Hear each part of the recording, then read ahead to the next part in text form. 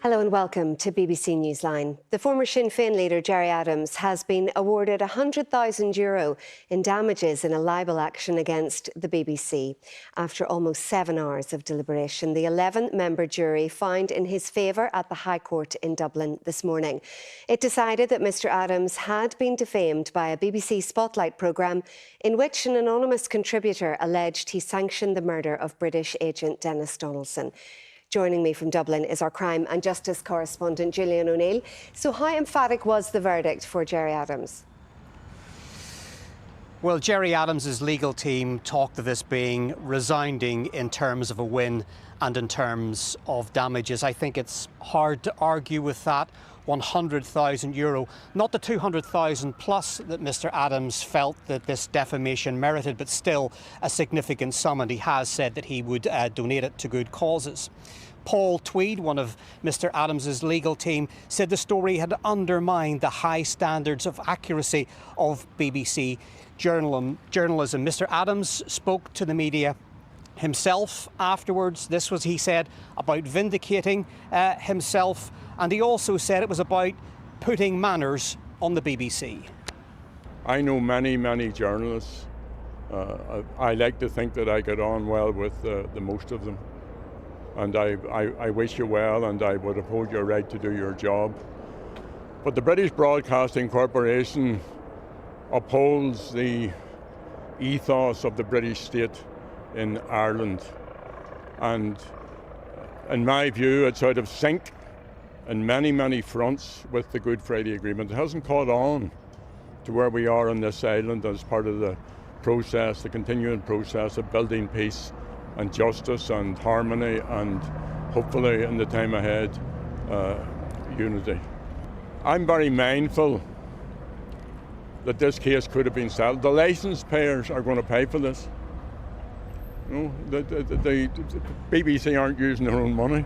Spotlight aren't using their own money. It's the licence payers, and as Paul Tweed has said, this could have been sorted out a long time ago. I've always been satisfied with my reputation. Obviously, like yourself, we all have flaws in our character, but the jury made the decision, and let's accept the outcome, and let's accept what the jury said. And thank you. Gillian, what about the BBC then? For its part, what has it said about this case? It said it is disappointed at the outcome.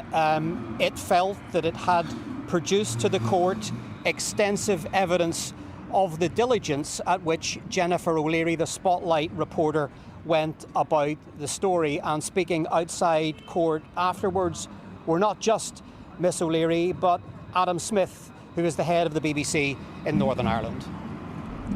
We're disappointed by this verdict. We believe we supplied extensive evidence to the court of the careful editorial processes and journalistic diligence applied to this programme and to the accompanying online article. Moreover, it was accepted by the court and conceded by Gerry Adams' legal team that the Spotlight broadcast and publication were of the highest public interest. We didn't want to come to court, but it was important that we defend our journalism, and we stand by that decision. Our past is difficult terrain for any jury, and we thank them for their diligence and careful consideration of the issues in this case. The implications of their decision, though, are profound. As our legal team made clear, if the BBC's case cannot be won under existing Irish defamation law, it's hard to see how anyone's could. And they warned that today's decision would hinder freedom of expression.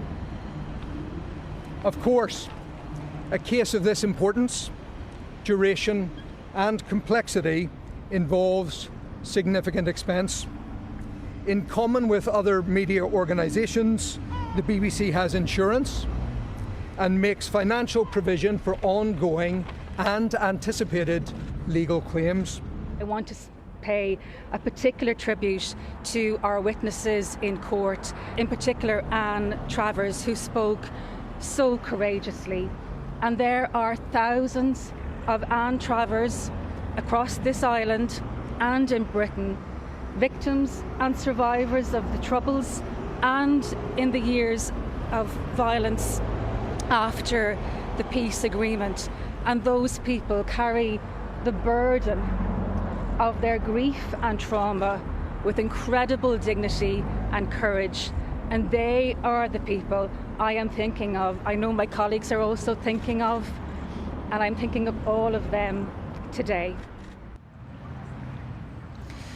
Well, the damages payout pale in comparison to the legal costs of this case, which I believe are one of the most expensive ever fought by the BBC. We're talking about a combined legal bill, I believe, of somewhere between 3 million and 5 million euros. Now, the BBC could be in line to foot everybody's bill here.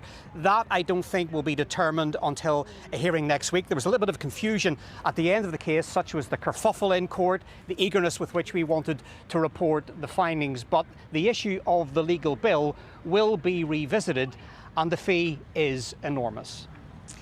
Julian in Dublin, we'll hear more from you at 6:30. Thank you.